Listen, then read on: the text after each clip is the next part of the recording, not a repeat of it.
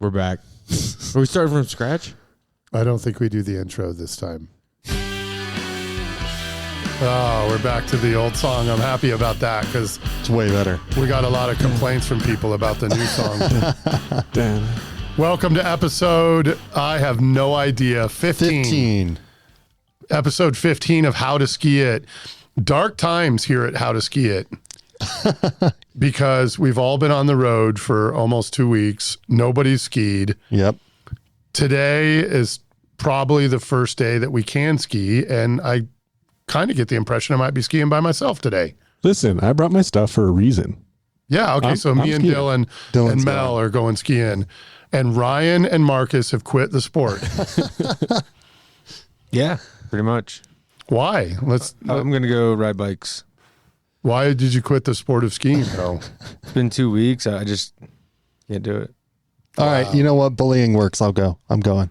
Yes. You're not invited anymore. It's too bad. I'll drive myself. It's a Tuesday. I don't have to pay for parking. Man. Wow. Wow, how things have changed at How to Ski It. Like it just turned into How to Bike It for Ryan. Yeah, pretty much. It's 55 and sunny up there where I live. You know what? There's no reason why you can't ski and then bike. That is true, because you know what's this weekend? Daylight savings. Daylight savings, which is, Pretty much the start of summer for me. yeah, it really is. And that's when skiing is going to get hard. Why don't they extend the hours of operation for ski resorts when it gets dark at 7 p.m.? And they still close at 4, but they could stay open till 5:30 easily. Easily. They could do it right now. And I wonder why they don't. In a month, they could stay open till 7 p.m., which would, if you've ever skied at 7 p.m., i.e. night skiing at Keystone, is awesome. But yeah, they're going to say one of the things, and I hate, again, to sound like I'm negative towards the ski areas and the ski industry, because I'm not. But one of the things, if you were to pressure a ski resort on that, they would throw out the Forest Service lease. And they hate for people to know that they don't own the land and they don't have unconditional control over the land, that they're leasing the land and they still have to provide access in a lot of cases. But then when it comes to things like that, they hide behind that Forest Service lease, like can't change the lease. Huh. And they change the lease frequently when you hear about extensions of seasons. Those are done through lease extensions and stuff. I have another theory, and this is just a theory, is most of the ski areas are pretty far from large cities, or at least places where most people who work at ski areas can afford to live. If you work at Copper, you probably can't live in Copper. So ending at 4 allows that hour drive home on I-70. To Georgetown. You know what? I didn't think of that. Theory. And that's a pretty good idea, but don't think for a second if it was a money-making idea, they would stay open till 3 a.m. 100%. Yeah. So good point. I would like to ski till 5 at Eldora. Yeah, it would be awesome. There's no reason Eldora couldn't stay open. And as the sun gets higher in the sky, frequently some of the better skiing is later in the day when there's no fresh snow. But good news, fresh snow everywhere. I just added up the 2, 3, 4, 5 inches at Eldora in the last few days equal 10, but Copper Mountain's at like 30, or Winter Park rather, is at like 30 in the last 3 days. Yeah. Nice. So huge snow. With another big storm on the way. With another big storm on the way, which is good for me because I'm going to Crested Butte. Nice. On Thursday. I'm going to ski Thursday, Friday, Saturday at Crested Butte. And that's why I want to go to Eldora today, because here's another How to Ski It tip. Don't just show up to Crested Butte. After 2 weeks off? After 2 weeks off. Because I know I'll get drugged straight up to like the Phoenix Bowl right off the bat. And that's not a good place to make your warm-up run after 2 weeks in Florida. And then, sorry, go ahead. I just want to ask a sad question here, which is, does anyone know like how many weeks are left in the season on a, just a good ballpark? Yes, I do. I don't. It's 6 weeks. So that's dark. Again, the Forest Service lease in a lot of places determines how long they can have snow activities. But it used to always be the first week in April, and now it's the second or third week in April. And then there's a couple areas that go outside of that. Obviously, Arapahoe Basin, obviously Loveland. We know Winter Park is going to push it this year. Steamboat said they were adding a week. And then Aspen has all of a sudden got into that game the last couple of years. Maybe 4 or 5 years ago, I skied on Memorial Day or Memorial Weekend. Nice. At Aspen. It was mobbed. It was no fun. Oh, yeah. And the snow was good, but it was mobbed. Yeah. Everyone trying to get in their last runs. I feel like all the snow is good news for me because coming off the road now for a big stint, I feel like I'm like starting ski season version 2. Yeah. That's like my mentality. Like I'm going to get the use out of my spring skiing. I want to get like 15 more days in this year. I know that's a lot, but I want to get 15 more days in. This has been a good year. I hope I didn't lose all my fitness. Being in Florida and doing whatever, I didn't gain fitness. Let's put it that way. Well, and then how much, I was just looking this up, how much snow did California get over this weekend, just going outside of Colorado? An unbelievable amount. I know I was watching feet, right? Like 8 feet. Wow. Yeah. And then I know that Palisades recorded at their summit 190 mile an hour winds I saw on the news, which is pretty intense. And that's a storm that's going to blow in here. It's lost some strength, but it still means the higher elevations are going to get hammered, which, going back to what we were saying, is going to create a prolonged season or a better late season. I love spring skiing. I love, the sun, the warm, you're laying down, you're just having fun. It's soft. But with all this new snow, it should make for a really good late season, which is still part of the season. CNN says that certain places got over 10 feet of snow. Yeah, I mean, That's they're still insane. not open. Today, recording this podcast, they're still not fully open. That's wild. North Star, Tahoe, Palisades, that whole Northwest just got annihilated. I saw photos of people skiing through the chairlifts. Like they were as high as the chairlifts were. Yeah. Insane. And that happened last year too. Around the same time of year. California got buried. Spring snow is where it's at. Like that's where it's going to snow the most. Looking at the bases in Colorado, sad for Eldora, 34-inch base, which is what they need. Like 35 inches is, to me, kind of their sweet spot. But Winter Park is saying a 78 to 79-inch base. Man. Arapahoe Basin, 58. If you wanted to know the sweet spot at A Basin is 60. And they'll tell you that's an area that needs more snow because of all of the high alpine. Right. It's just granite underneath and stuff like that. Vail's saying a 74-inch base. Vail skis good at like 25. Nice. So that's incredible. Beaver Creek, 72. Aspen, 55 to 85. Again, they're like 35 inches in Aspen. You're good to go. Steamboat, 82 to 124-inch base. Wow. It's incredible. Hopper's 63-inch base. Yeah. Looking good. 63 to 72. Yeah, that's a lot. And then when you start looking up north, a lot of ski areas just didn't get big snows this year up north. Whitefish, Big Sky. Talked to a friend in Las Vegas who had just gotten back from Big Sky and said a lot of the runs he was hoping to ski were, he didn't say they were like not open yet, but they were temporarily closed, which is too bad. My brother got buried in Jackson with the latest storm cycle. He was sending me photos of them trying to clear out bus lanes and clear off cars. And I don't want to, I put 3 feet maybe. Yeah. Like a considerable amount of snow. So that was cool to see. Crested Butte has an 80-inch base. I'll let you know how that skis. How far away is Crested Butte? 5 hours? From here, it's 4 hours. 4 so hours. you got to take 285 over Kenosha Pass, and then you go through South Park, Fairplay, Buena Vista, Salida, then up over Monarch Pass, where you'll see the Monarch ski area. We are not going to stop at Monarch as much as I love it. And then through Gunnison to Crested Butte. I did that drive like 200 times. I was going to say, it kind of. I did that drive for the first time driving to Gilbert, Phoenix area over Christmas, and it was nuking over It's a like terrible way to go. We just wanted to go somewhere different, and I loved it.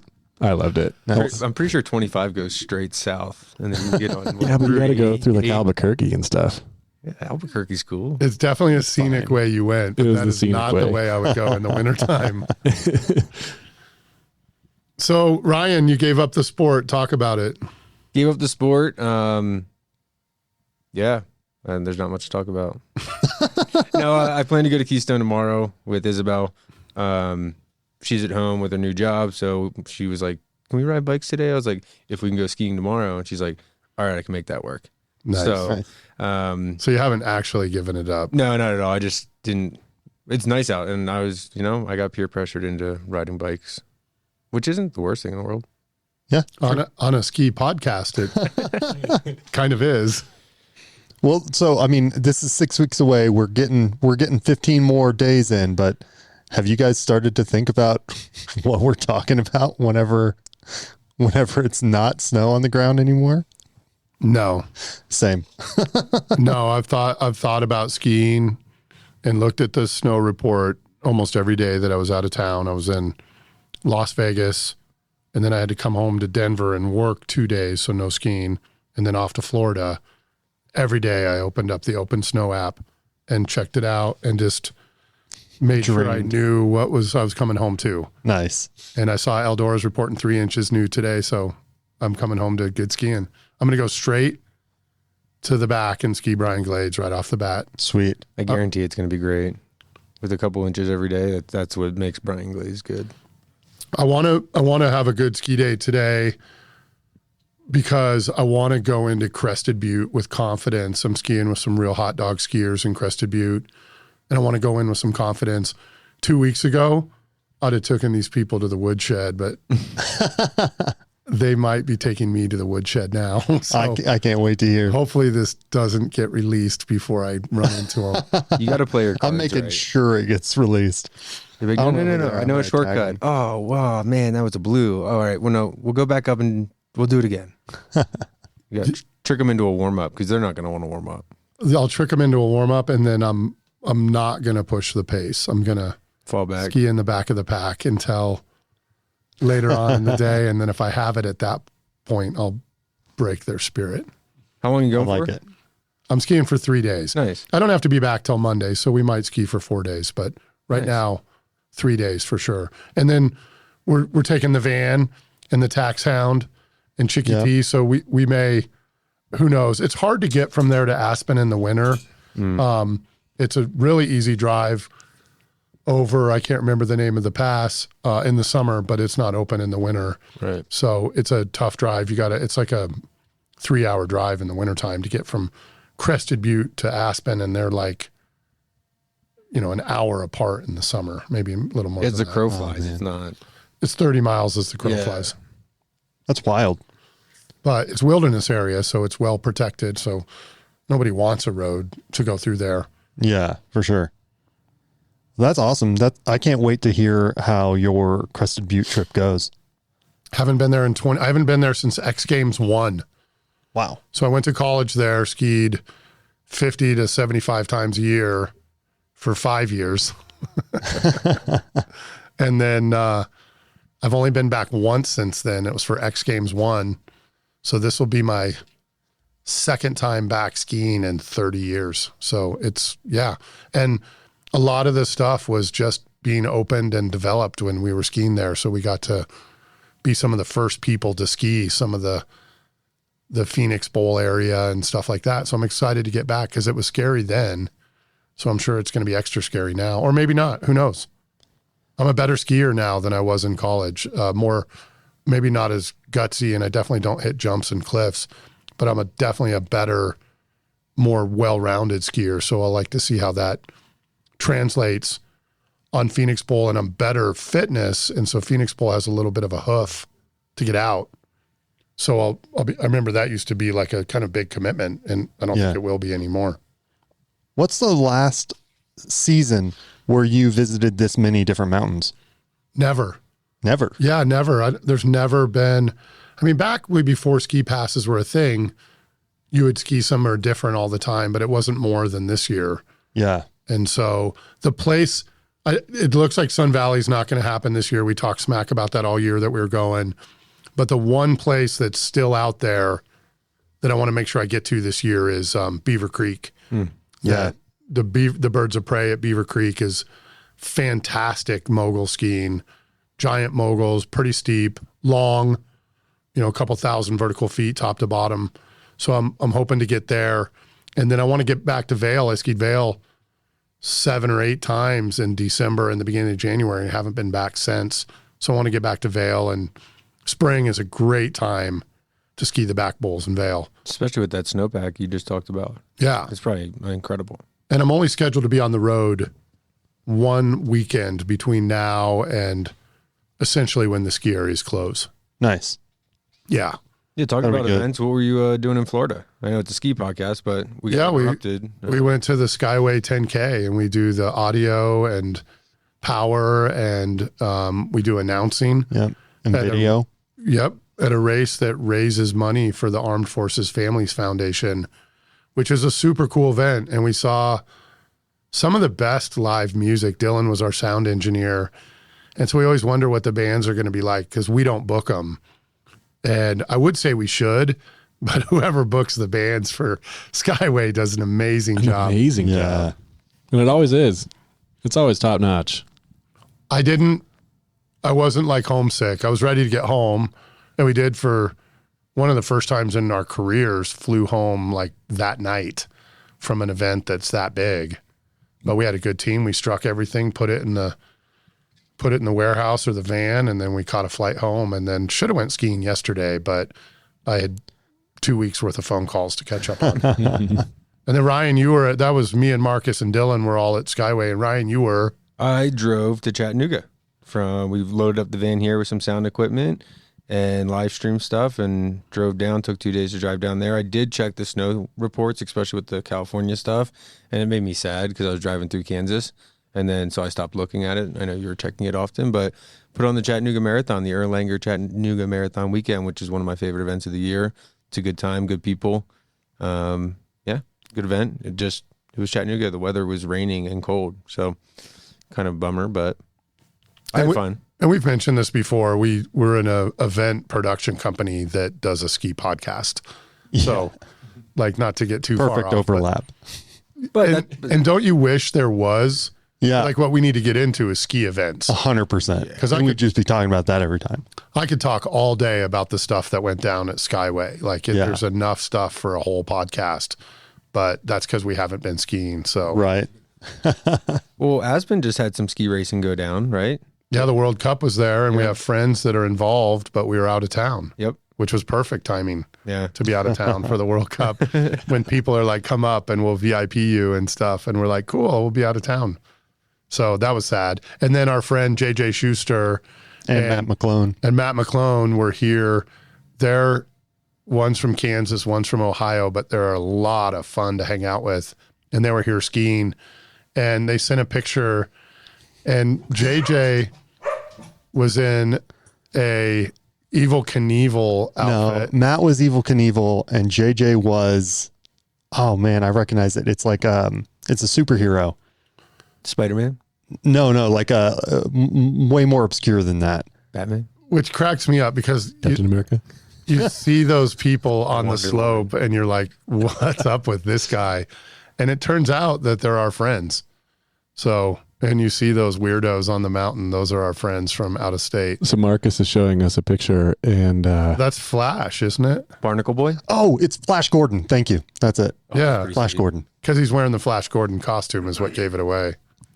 I don't remember the symbol, dude. There is a character called the Flash. Can we post that where people Barry can Allen. see it? Yeah, I'll text them. I'm sure they don't mind. Don't text them. They All right. sent it to us. Perfect. That's a release. All right, it's getting posted then. You can see that on the How to Ski It socials. are we sure it's Flash Gordon? Anyway, skiing with friends. We should. God, no, I don't think it is. We've talked about it all season, but we definitely need to organize a spring ski powwow at A Basin or even Eldora. Just get get some people together, send a group chat out. That's like, I love spring skiing for that, because you can hang out the car, you can go ski, come back to the car, cook some dogs, have some beer, maybe stay up there for the night. Like I love ending the year with something like that, especially with all your friends around, you're skiing. It's just the vibe. Yeah, but not Eldora. Like, and again, we always say we love Eldora, but not Eldora. That's an A Basin only thing. If you can do it. That nowhere does spring skiing quite like A Basin. Like, if you take your grill, you'll be the 400th grill there that day. Exactly. So I think A Basin is absolutely the way to go. And we did that last year. We went up, and I remember Marcus skied his first advanced run, which was Paul Avicini. Yeah. And then he's come so far from then, that won't even be a big deal for him. But we should definitely plan that if we can get you back on the slopes. 100%. I would love to go do Poly again. I'm out next weekend, and I think I'm here the following weekend. Where are you next weekend? DC. Greatest American hero. Sorry. Full circle. JJ was wearing Greatest American Hero. So costume. not Flash Gordon. Not Flash Gordon. No. But you could tell because he was wearing the Flash Gordon costume. So. Hang on, I just want to go back to Ryan. DC's not next weekend. It's the following weekend. Well, no, it's not this weekend. It's the following weekend. Right. Yeah, no, next weekend. This weekend is this weekend. Okay. Next weekend is next weekend. Okay. This weekend, Daylight Savings happens. Next weekend, Rock and Roll DC happens. And have you guys seen the additional photos of how long lift lines have been? Yes. I saw one from Copper Mountain, the Super Bee, and it went up to the catwalk you ski in on. Oh my, yeah, the singles line. So Isabel's parents were in town, and they skied Copper Mountain, Keystone, and Winter Park Thursday, Friday, Saturday. By the time Saturday came around, they got there early as recommended. By 11 o'clock, it was 40 minutes. Man. Yeah. Like they sent me photos, and I thought it was, something they ripped off the internet. Yeah. It was horrible. Insane. I guess it's spring break time. It seems a little early, but when I was coming back from my last trip to Annapolis, I took a photo of, the ski wall at the airport. Mm-hmm. As long as the ski wall is wide, 4 people deep waiting for skis. Wow. And that was 2 weeks ago, and I was like, "There's no way it's spring break." Yeah, I guess it is just that time of year, and that's kind of, I guess, and the good snow. It's causing some congestion, and really deters me from wanting to go skiing this weekend. Yeah. Like, I really want to go skiing this weekend, but yeah. I'm excited. Well, excited. I'm hopeful that Crested Butte is so far in the middle of nowhere that it's going to be like Aspen or Telluride, where people are like, 3-minute lift lines. But we'll see. I mean, on powder days when I was in college, it got busy. Yeah. So we'll see. At least the Silver Queen, or whatever the name of their main chairlift is. I can't remember. It's probably not the Silver Queen. That's Aspen. So another good thing about spring is people start to get rid of inventory of skis, boots, poles, bindings. And if you're on the lookout, it's now that time where I'm not a huge fan of buying demo skis. I have, but it's like buying a rental car. You don't really know what it's been through. I mean, there's some telltale signs. One easy telltale sign is because they can fix the bottoms, but they typically don't fix the edges or the tops. And so if there's lots of nicks and scratches in the edges and the tops, that probably means they've just covered up that same damage on the bottoms. So you can look at a pair of demo skis and tell if they're meant, they're meant. It's hard to disguise that. But even new equipment starts to go on sale right now. Yeah. It's when I start looking for skis. I'm going to take a wild guess that like the K2 Mindbender, they made 10 billion pairs. And that's probably a ski that I've really enjoyed this year. But you'll start to find deals on some of these mass-produced skis. And you don't have to get them mounted right now unless you want to try to ski on them this year. But this is typically my time of year to get a pair of skis, which I won't this year because I already got a pair of skis, ski on, and then put them away, break out last year's skis next year to start the year. And then once the snow settles in, take the new skis out. But a great time of year to look for skis, better than summer for some reason. I think it's that a lot of ski shops close warehouse inventory and stuff like that for the summer. So there's not those same deals as there is starting here, right now. It seems like once the rentals are due back, you have about less than a month to pick up all that stuff they're just trying to offload before they, like you said, shut down for the season. Obviously, Christie sells patio furniture in the summer, and they still have a ski wall, but some of the small shops that just need to get rid of inventory and move it, they'll give it to you at a really discounted price. And like you mentioned, demo skis are a great option. Some of them get skied 5 times a year. Others get 50, 60, 100 days on them. And I think the top sheet's the best way to tell. If it's the top sheet's not all tore up, it's probably a good pair of skis to pick up. Especially if it comes with the demo bindings. They're heavy, but they'll fit anybody's boot. They're adjustable. And so that's, there's a lot of pros involved in this time of year's purchases. I don't like the extra weight of demo bindings, but it doesn't bother me. You get used to it. You build up that strength. And like you said, they'll fit anybody. So you don't have to re-drill the skis to put a 12.5 size boot or something like that in it. So that's I keep a pair laying around in case a buddy ever came out or my brother or someone didn't have a pair of skis. It's like, let's rent you boots and here's a pair of skis, or bring your boots and I have a pair of skis. You don't have to fly with them. But they are heavy.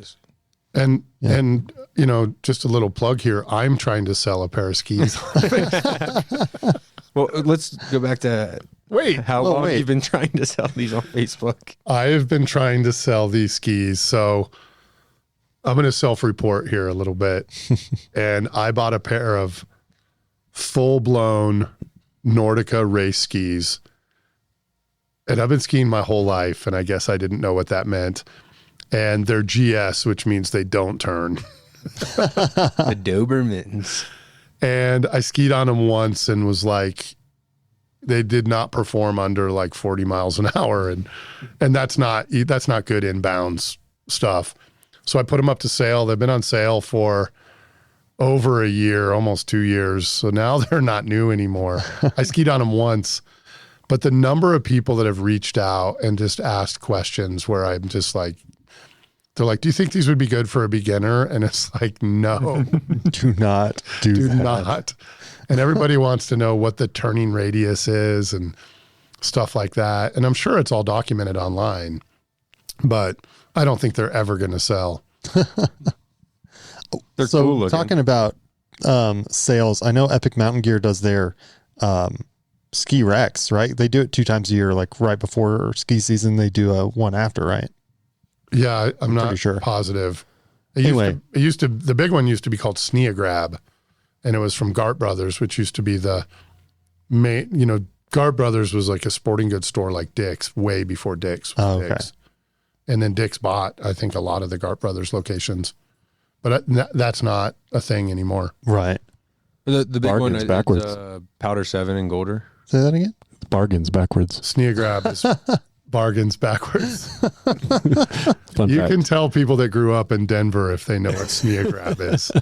That's genius. That's so It's funny funny. because we did just blow Marcus and Ryan's mind. 100%. Oh man, that's the best thing I've heard today. Somebody should bring Sneagrab back, because if you were a skier in the Denver metro area, you went to downtown Denver to the Sports Castle, which was like a 4-story sporting goods store with an indoor ski slope, which was like a revolving piece of carpet. So it spun like a treadmill and you could try out stuff on the carpet to see how it worked. It was Interesting.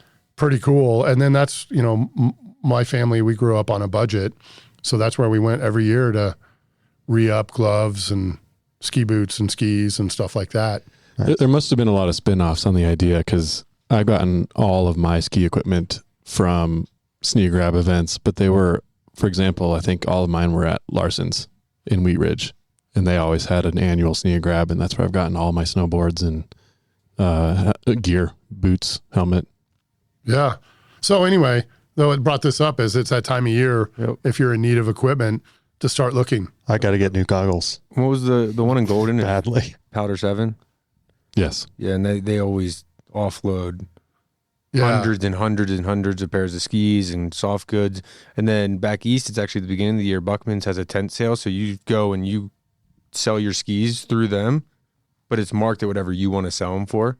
And so you can go and find some, if you're there early. It was one of the best. Like, we skied on a budget. So it's like a consignment. It's like Sneagrab, but it's consignment through, and they have all their soft goods and hard goods from the year before. And that's what we did, is we'd go get our rentals, but then we get new outfits from like the consignment shop. You know, we all got $100. Get what you want. You get one pair of goggles, or you get a full new kit, you know, and you can find it. And so I think it's just about being resourceful. Nice. And talking about spring and sales and stuff like that, you're not going to save a bunch of money, but I saw the Epic Pass went on sale today for next year. I am going to get the Epic Pass, but I'm going to lock down my Icon Pass first.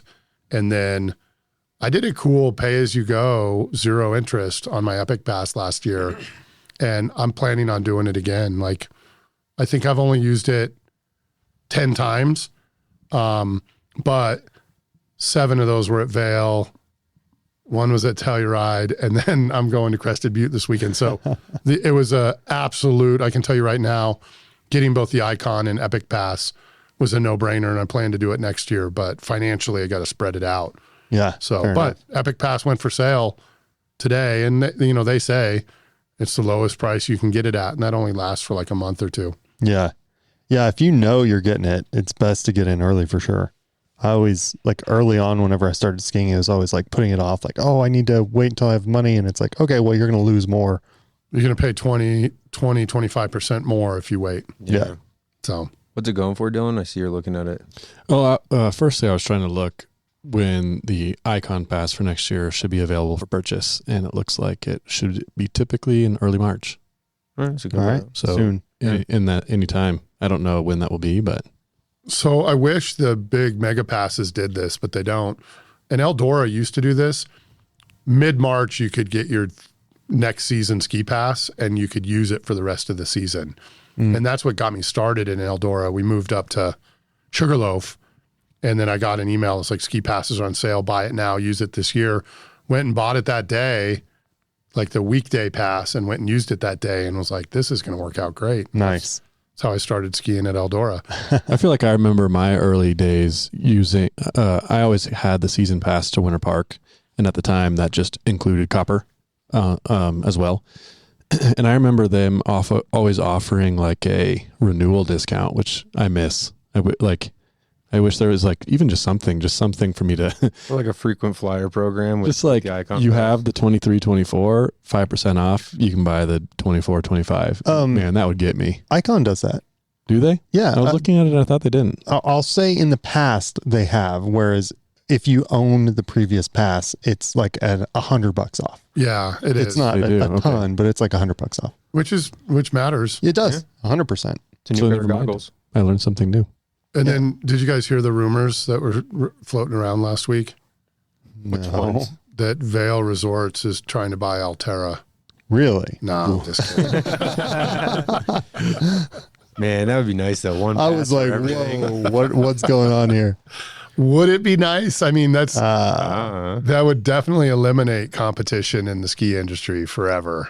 you could ski anywhere, anytime. But you could probably get one pass, and they could probably raise the prices and just say now they're $1,500. Yeah. But Which then for the me government would get involved. say $500. So Yeah. Man. So Ryan, to answer your question, the Epic Pass for next year right now is going for $982 for an adult. All right. Well, less than I paid this year. let me tell you what a great deal that is. So I'm going to sit here and plug Vail. What are they called now? Vail Resorts? It used to be Vail Associates, but Vail I Resorts. think it's Vail Resorts. For $982, the fact that you can go ski Vail alone is the greatest deal in the world. Like, Vail is one of the best ski areas in the world. And for $982 to get to go just there, much less all these places all over the world, Whistler, Park City, Keystone, blah, blah, blah, blah, blah. It's a good deal. So, I agree. Yeah. I got my money out of it. yeah. I mean, because you had to ski Keystone all year and it Which worked is out. great. Yeah. Did you get your money out of the Icon? Yeah. Nice. I'm going to get my money out of the Icon today alone. So, well, we'll report back on sorry to drag this one out to our audience of people that don't ski, that we haven't skied in 2 weeks, but that's going to change So it's 12:39. I'm going to try to be out of here by 1 o'clock. That puts me on the mountain by 2 o'clock. That's 8,500 vertical feet of black diamonds. So and then we'll have stuff to report back on next week. Yep, Talk about love vertical feet. You see the woman who did, I'm going to pull up the exact number, but it was over 100,000 feet at Keystone in a day. No. It was like 114,000 feet, I believe. That's impressive. That is impressive. Including night skiing, though. Yeah. So she got to like 100,000 during the day, and now Keystone's open until 7 p.m. I saw it on the Icon or the Epic Pass group, and she posted her totals, and it was insane because it was last year the guy Birds of Prey at Beaver Creek did like 200,000 in a day, but all he did was the same run over and over and over, which it's got to get a little bit boring, but it's impressive. Let me find it. think It's not like Go ahead. It's not like ever staying on a bicycle is fun, Right. but people go for it for the numbers. Yeah. I don't think you'll ever see my name on one of those. I do think I could ski 100,000 vertical feet at Keystone if I just did laps on Spring Dipper all day and night. But for whatever reason, I can't do that. Like I would go and then I'd be like, well, maybe we should just go check out the bumps on the back real quick and then we'll come back. And then we would beat ourselves to death and be like, okay, that's it. And be at the bar. Yeah, that's So- exactly it. 100%. I'd rather ski 10,000 feet at Arapahoe Basin than 50,000 feet at Keystone. And I love Keystone. I'm not saying anything bad, but I'd much rather do 10,000 feet of the alleys and Pallavicini. So unrelated, we're talking about vertical feet, so it is related. A woman named Mary G has 97 days on her Icon Pass and has 1,380,954 vertical feet this season. Wow. Nice. Which is insane. That is. That's insane. Although, if you do the math there, I'm not taking anything away from her. That's like 10,000 feet a day. 992 different lifts. That's impressive. That's awesome. I don't think it counts if you take the same. I don't know how how it registers, but that's. There was the guy was in second place on the Icon app, and he's like, "Anyone know this lady? I want to buy her a beer." Yeah, I I saw, saw that that too. post too. That's impressive. I would love some year, unfortunately every year is like this year that work happens and then the skiing dies out. But I would love to do a year of just try to be a ski monster and, get on those leaderboards and try to hold your own. But, you're not going to Crested Butte to do that. I can tell you the best places. Well, the gondola at Aspen would be one of them. And then Vail, Keystone would be good ones. I don't think A Basin would be a good place. Eldora would be one of the worst to try to rack up vert. Although on the front at Eldora, if you could just do laps on Jolly Jug, you get 1,000 feet in like 12 minutes with chairlift, maybe 10 minutes. So you could probably rack up a lot in a day. Well, and it would depend on if you're going for days, because I think Mary's is way more impressive just because it's 97 days. And I'm sure that's more at this point because that was a few days ago when I saw that post. So if you're going for days, man, go ski wherever. Yeah. Days and resorts, just rack those up and let everyone else focus on vert. Kudos to her. I maybe once skied 100 days when I lived in Gunnison and skied at Crested Butte. And that was maybe once. And I was skiing basically 5 days a week. That's all wild. through the ski season. And That's we got awesome. we got to ski before we did boot packing.